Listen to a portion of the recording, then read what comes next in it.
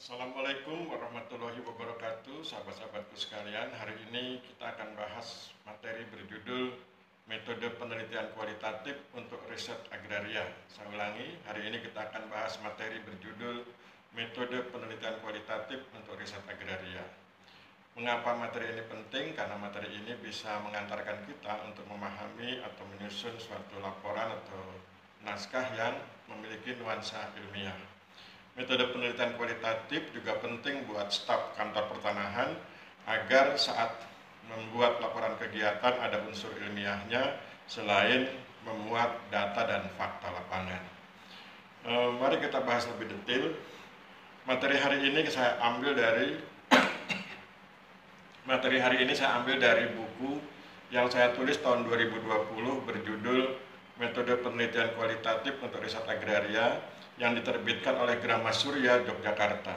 Saya ulangi, materi hari ini saya ambil dari buku yang saya tulis tahun 2020 berjudul Metode Penelitian Kualitatif untuk Riset Agraria yang diterbitkan oleh Grama Surya, Yogyakarta. Mari kita lihat mengenai sistematika penulisan buku ini.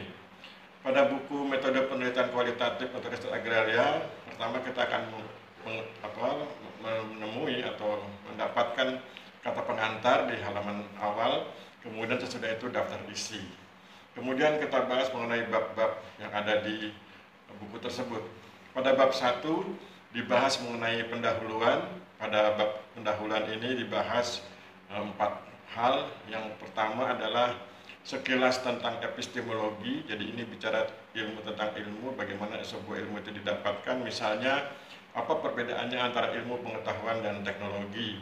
Kalau ilmu itu cara mendapatkan pengetahuan, kalau pengetahuan itu kaidah yang berhasil diketahui melalui penelitian, kemudian kalau teknologi itu adalah alat yang berhasil diciptakan dengan menggunakan pengetahuan. Teknologi itu ada 2, teknologi keras dan teknologi lunak. Teknologi keras itu yang sifatnya fisikal, sedangkan yang teknologi lunak sifatnya adalah konsep atau terapi. Kemudian pada bagian kedua bab pendahuluan itu bicara tentang kehadiran metode penelitian kualitatif. Ini bicara tentang bagaimana metode kualitatif hadir untuk melengkapi metode penelitian kuantitatif yang sudah ada sebelumnya. Jadi kalau kita ketahui sejak abad ke-18, 19 begitu, metode kuantitatif sudah hadir, baru kemudian dilanjutkan oleh metode penelitian kualitatif. Jadi metode penelitian kuantitatif hadir lebih dahulu, kemudian beberapa waktu kemudian muncul metode penelitian kualitatif. Maka di bagian 2 dari bab pendahuluan bicara tentang kehadiran metode penelitian kualitatif. Kemudian masih dari bab 1 pendahuluan, pada bagian ketiga bicara tentang bagaimana menghadirkan novelty. Jadi kalau kita ingin melakukan penelitian, kita harus mampu menghadirkan novelty, apa yang baru dari penelitian kita, apa yang membedakan penelitian kita dengan penelitian selanjutnya, penelitian sebelumnya. Dan kemudian nanti di situ juga bisa diduga apa yang akan didorong oleh penelitian kita bagi hadirnya penelitian selanjutnya. Kemudian pada bagian keempat bicara tentang proposal dan laporan penelitian. Ini bicara tentang bagaimana sistematika proposal dan bagaimana sistematika laporan penelitian. Kemudian kita masuk ke bab 2. Bab 2 berbicara tentang cara menyusun bagian awal proposal. Bagian awal proposal ini penting karena bagian ini menjadi alasan, menjadi dasar bagi dilakukannya penelitian. Misalnya di bagian awal ini, itu di bagian awal proposal akan terdiri dari latar belakang, rumusan masalah, tujuan dan kegunaan penelitian. Jadi kalau di sistematika di buku ini, pada bab 2 cara menyusun bagian awal proposal itu terdiri dari 3 bagian. Yang pertama akan bicara tentang bagaimana cara menyusun latar belakang, kemudian yang kedua cara menyusun rumusan masalah, kemudian yang ketiga cara menyusun tujuan dan kegunaan penelitian. Kita semua tentu tahu latar belakang itu menjadi dasar mengapa suatu penelitian itu penting. Sedangkan rumusan masalah itu bicara tentang ada beberapa pendapat, ada pendapat yang menyatakan itu adalah kumpulan dari berbagai masalah yang ditemui dalam konteks penelitian, tetapi juga ada yang berpendapat bahwa rumusan masalah itu identik dengan pertanyaan penelitian. Saya lebih cenderung pada pendapat yang terakhir bahwa rumusan masalah adalah identik dengan pertanyaan penelitian, dan sebelum kita merumuskan masalah, sebelumnya kita sudah buat apa yang disebut dengan permasalahan, yaitu perbedaan antara kondisi seharusnya dengan kondisi senyatanya. Kemudian pada poin ketiga bicara tentang cara menyusun tujuan dan kegunaan penelitian.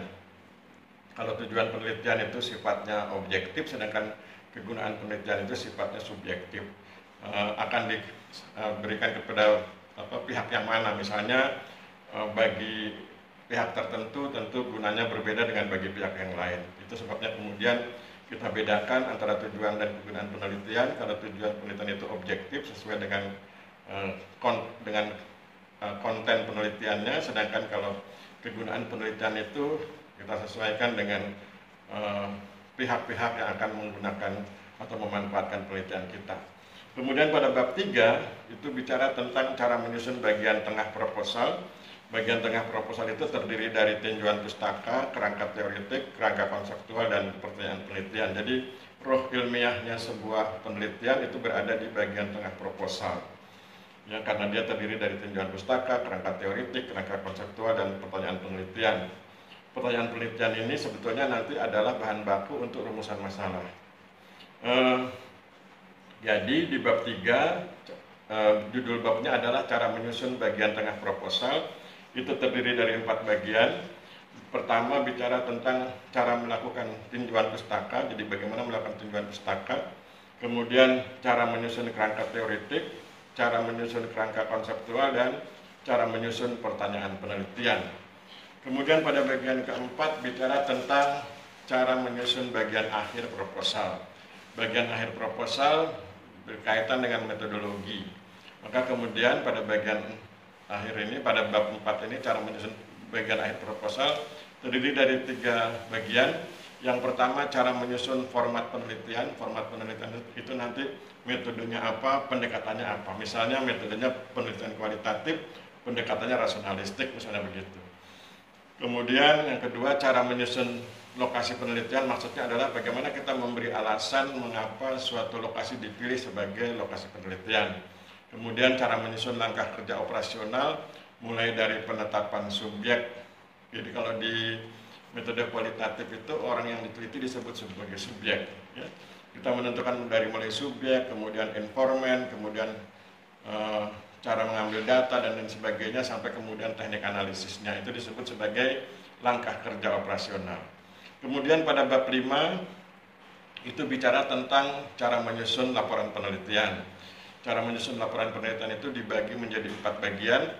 Pertama, cara menyusun judul bab pembahasan, karena ada rumusan atau ada konsep etis begitu bahwa judul bab pembahasan tidak boleh sama dengan judul penelitiannya. Kemudian cara mengelola data, memanage data. Kemudian yang ketiga cara menganalisis data. Kalau ini metodenya adalah metode penelitian kualitatif, tentu analisis datanya adalah analisis data kualitatif. Kemudian cara menyusun penutup. Penutup itu berisi kesimpulan dan kemudian berisi saran atau rekomendasi. Kemudian pada bab 6 itu bicara tentang memanfaatkan teori sosiologi. Misalnya ada 4 paradigma fakta sosial, paradigma perilaku sosial, paradigma definisi sosial, dan paradigma integratif. Kemudian pada bab 7 bicara tentang cara memanfaatkan teori sosiologi. Kalau tadi memanfaatkan teori sosiologi, sekarang ini bagaimana caranya. Nah, ini maka kemudian judul babnya adalah cara memanfaatkan teori sosiologi. Kemudian terdiri dari 3 bagian.